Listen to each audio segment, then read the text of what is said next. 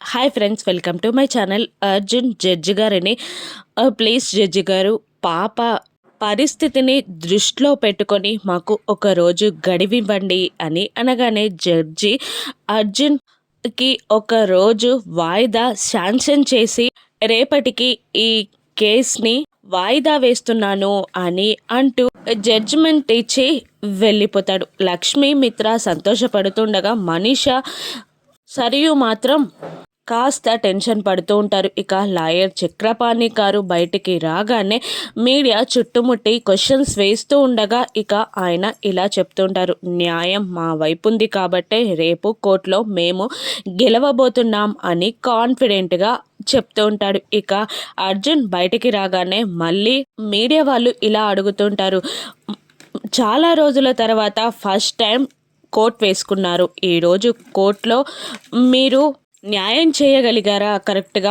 వాదించగలిగానని మీరు అనుకుంటున్నారా అని మీడియా అర్జున్ని ప్రశ్నిస్తూ ఉండగా దూరం నుండి చక్రపాణి ఎగతాళిగా, లాయర్గా అతను పనికిరాడు, లాయర్లా అతను వాదించలేడు, రేపటికి ఈ టైంకి పార్వతి పాపని తీసుకొని వెళ్ళిపోవడం ఖాయం అని చక్రపాణి ఎగతాళిగా మాట్లాడుతూ ఉండగా అర్జున్లో సింహం మేలుకుంటుంది.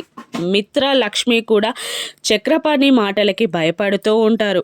ఇక లక్ష్మి అర్జున్ దగ్గరికి వచ్చి, అర్జున్ గారు మీరు ఈ కేసుని వదిలేయండి, అందరూ వేరే లాయర్ని పెట్టుకుందాం అంటున్నారు అని అంటూ ఉండగా అర్జున్ మొండి పట్టుదలతో, లేదు లక్ష్మి, సారీ, నేను ఈ కేసుని వదలను కూడా అని అంటూ ఉంటాడు అర్జున్. ఇక ఏ ప్రూఫ్స్తో అర్జున్ కోర్టులో లక్కీ కేసుని గెలుస్తాడో రానున్న ఎపిసోడ్స్లో చూద్దాం. Thank you for watching.